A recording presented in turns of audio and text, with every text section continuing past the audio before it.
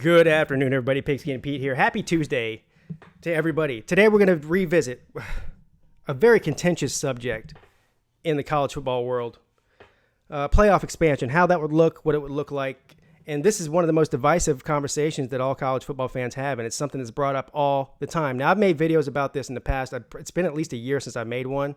And so I'm going to revisit this, and I'm going to tell you that this could easily be solved and make everybody happy with one simple solution to this. And this is something that I've been saying since before the playoffs even started. But now that the playoffs are here, it makes even more sense. It's starting to become a mainstream idea now, but this is something, again, that I was screaming about years ago. And if you want to even go back a year and a half ago on my YouTube channel, you can see I brought this up. But again, this is starting to become something that a lot of people are saying now. Look, there's so many different ways to go look at this. I have been on record as saying I like the 4-team system. I think the more teams you add, the more it waters down the regular season. I don't want this to turn into the NFL type system where they're giving out participation trophies. In my opinion, from year to year, there might be exceptions every now and then. There's not 8, 10, 12, 16 teams that are good enough to win the national championship. And so I don't like a 2 or 3 loss team potentially getting into the playoffs. Right now, where it stands, every game matters. Yes, you can lose a game and get away with it. But most teams lose games. Last year was an anomaly where we had 3 undefeated teams in the playoffs. But anyways, let's just look at because here's what I hear from a lot of people. Well, there needs to be a reward for the conference champions. Otherwise, why do we have these conference championship games if they don't mean anything? Of course, you've got several conference champions like Ohio State that have been left out of the 4-team playoff. And listen, if you're an Ohio State fan, you don't think that's fair. And I get that. Listen, I get it. If I'm an Ohio State fan and we're 12-1 Big Ten champs, I feel jaded if we get left out of the playoffs. I understand why they were left out, and they didn't fit in the top 4, but I understand that they would be upset about that.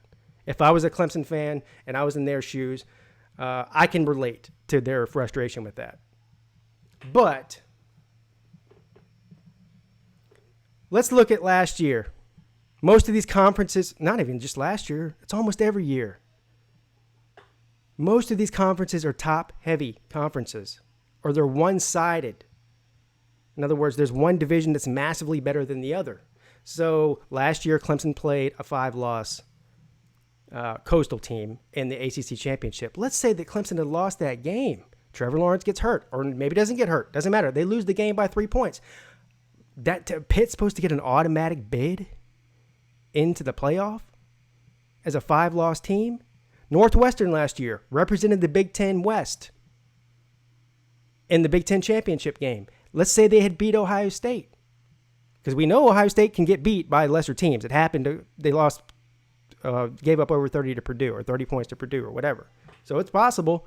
In that scenario, you could have had Pitt and Northwestern as 2 of the 4 teams in the playoffs. If you want to start talking about automatic bids by winning your conference. So how do you fix this? How do you make everybody happy? How do you make the people happy that want the expansion? How do you make the people like me happy that want every game to matter? It's simple. It's so easy. It's right there in front of our face. Get rid of divisions in conferences. And I'll explain this. I'll explain how easy this is. How you can expand the playoff without actually expanding it. The playoffs can start in December. By elimination. So what would that look like? First of all, why do we have divisions in the first place? This is not something that's always been this way. Of course, years ago, even the big conferences, they didn't have more than 6, 7, 8 teams. So there was no need for divisions. So we started getting conferences expanding, getting 10, 12, now 14 teams. We're probably going to see more of an expansion. We had conferences with 16, 17, 18 teams at some point here in the near future. Next decade or so, maybe. You still don't need divisions. Whoever's idea was to start using divisions and conferences is a fool. You don't need them. Why do we need them? What would it look like if we didn't have them?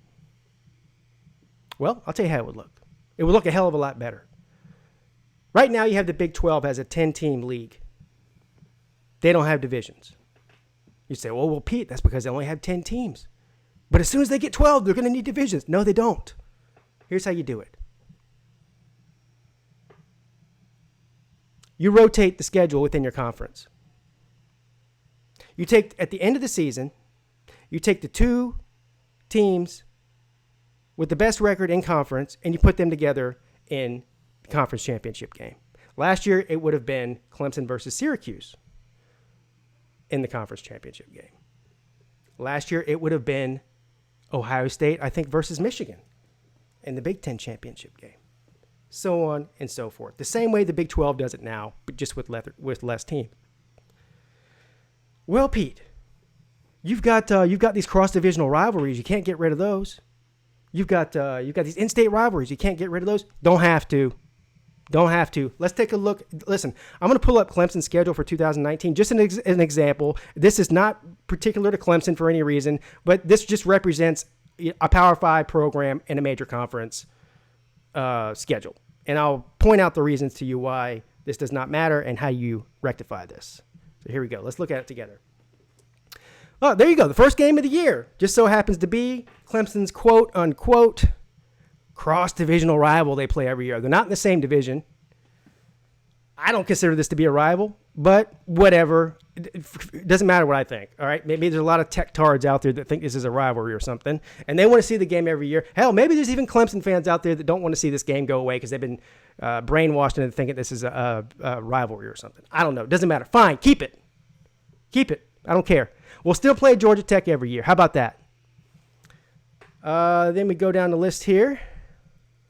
And if you go down to the week 14, you'll see at South Carolina. Keep it. They've been playing for 120 years, every year. It's an in-state rivalry. As a matter of fact, I even think it's a law that they have to play each other every year on the South Carolina law books. Keep it. Fine. That leaves 10 other games. Right? Georgia Tech is still a conference game up here at the top. So that represents one conference game. I'm going to say every Power 5 conference has to have 9 conference games. So there's one. South Carolina would be the in-state rival game. So now we need to come up with 8 more conference games in 1, 2, 3, 4, 5, 6, 7, 8, 9, 10 games. How are you going to do that? And keep your stupid cupcakes. Simple. Look there at week 4. Charlotte, get rid of it. Doesn't need to be played. Replace that with an ACC game. But Pete, you've got to have those games. That's how the teams get funded. Those smaller schools get funded by those games. Nonsense. There's other ways to fund them. Listen, don't tell me there's not a way around that without playing the game. There is. I don't care if every single school has to put up $1 million and they divvy that around the other schools. Do it that way. You don't need to actually play the game to donate money to them. That's what it is. It's a donation. People say, oh, no, it's not a donation. No, it's a donation. So donate the money without playing the game. Replace it with an ACC game. You can still play your one cupcake if you want, just for a rest week or whatever down here, week 10, Wofford. But there's no reason that any team should be playing 2 and 3 cupcake games. Look at Alabama's schedule. They play like three or four a year. It's ridiculous. I'm not picking on Alabama. A lot of teams do it. But I even think 2 is too many. So there you go. You take away a cupcake, you add a conference game, and then you rotate. In other words, if you play your cross-divisional rival every year, which in Clemson's case would be Georgia Tech, right? So that leaves 8 more conference games that need to be filled if we're doing 9. So you play 8 teams on a rotation. You'll play 8 teams this year and 8 different teams next year. Or what you can do is have let's say that, listen, Clemson and Florida State is a rivalry. We can all say that. So maybe Georgia Tech and Florida State are two that we'll play every year no matter what. But we'll rotate the rest of them. And so this way, we don't play Virginia Tech once every 5 years or Miami only once every 5 or 6 years. We play them on a 2 or 3 year cycle. This is better for the fans. This is better for everything, really. I would much rather play Miami every 3rd year than have to wait 5 years to play them. I'm sure Miami would feel the same way about Clemson. Why do we need to play Wake Forest every year? Why do we need to play Boston College every year? We don't. Rotate the games. It's not hard. Very simple. Very simple. So then what you do, if you guys are following me here, get rid of divisions, rotate the schedule between the conference, go to 9 conference games, get rid of one of the cupcakes, donate the money as an NCAA policy. Everybody, all these big programs donate $1 million and they divvy it up between all these schools so they don't have to play them. They get to keep their athletic programs. We get to have better football. And then as far as the playoff is concerned, now what happens is that championship week for the Power 5 programs is 50 times more compelling. Every year you're going to have the 2 best teams in the conference actually playing for something, for a championship. And what does that championship get them? It gets them an automatic bid into the playoff. So if winning your league, your conference, gets you an automatic bid into the playoffs, what does that mean, really? That means that the playoffs begin that week. It's an elimination game. It's the same thing as a playoff. Loser moves on. Winner moves on. Loser doesn't. It's a de facto playoff game right off the rip in December.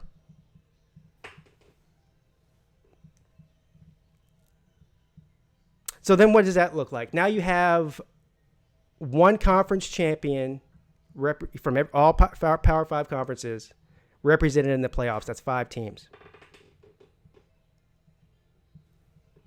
There's a couple ways you can do this. You could either say, that's the playoffs, the 5 teams. The highest rated team out of all of them gets a bye week. The other 2 fight it out. Or the other 4 fight it out. I'm sorry, the top 2 teams get anyway, look. The easiest way to do it would be to add a 6th team. And who would that 6th team be? That's up to, there's a lot of different ways you could do that too. The 6th team could be the best group of 5 team.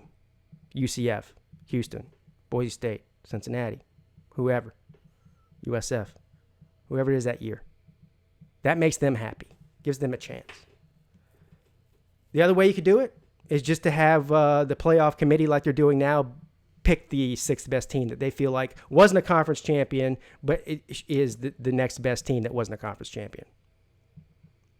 This way, if you have somebody like a Clemson, that let's say they lose to a Syracuse in a conference championship game, that's their only loss of the year, but the playoff committee still feels like, you know what, they lost by 3 points to Syracuse. They're a 12-1 football team. They're clearly one of the best 6 teams in the country. We're going to give them the bid in, even though they lost. So you can make up a little ground that way. Of course, you can get even more crazy if you go into the 8-team scenario in this situation. But here's my whole point with this. There's a lot of different ways you can do it once you get those conference champions as automatic bids. There's a lot of different ways you can do it. I'm not here to even argue one way or another for how the rest of that plays out. But the point is that getting rid of the divisions and making automatic bids for the conference champions in the playoffs, that fills up 5 spots automatically, and that expands the playoffs without expanding it already, without doing a major expansion. Because the winner goes on automatically, the loser goes home. So conference championship week is a playoff game in that scenario. And you're not getting a 4, 5, 6 loss team that even has a chance to get that bid, because you're taking the 2 teams with the best record in the conference and putting them head-to-head instead of just the division winners. This whole division, we won our division. Yeah, with 5 or 6 losses, who cares? Who cares? You don't get a chance. You don't get a shot. Sorry. I'll tell you one thing. If a 5-loss team or a 6-loss team got into the playoffs, I quit watching college football. I'll be done with it. Pigskin Pete YouTube channel goes away. I mean, I just convert it to an NFL team or something else. Or maybe I'll make pottery on the air. You can sit here and watch me make pottery. That'd be more fun. Let me know what you think. I think this is simple. Unfortunately, with all the politics and everything, I just don't see it happening. But there's no way that anybody could convince me that there's any need for divisions at all. Period. End of story. None. Get rid of divisions. Thanks for tuning in. I can't wait to see some of your questions, comments, criticisms in the comment section. It should be great. This always sparks a lot of feelings from people when you talk about playoff expansion.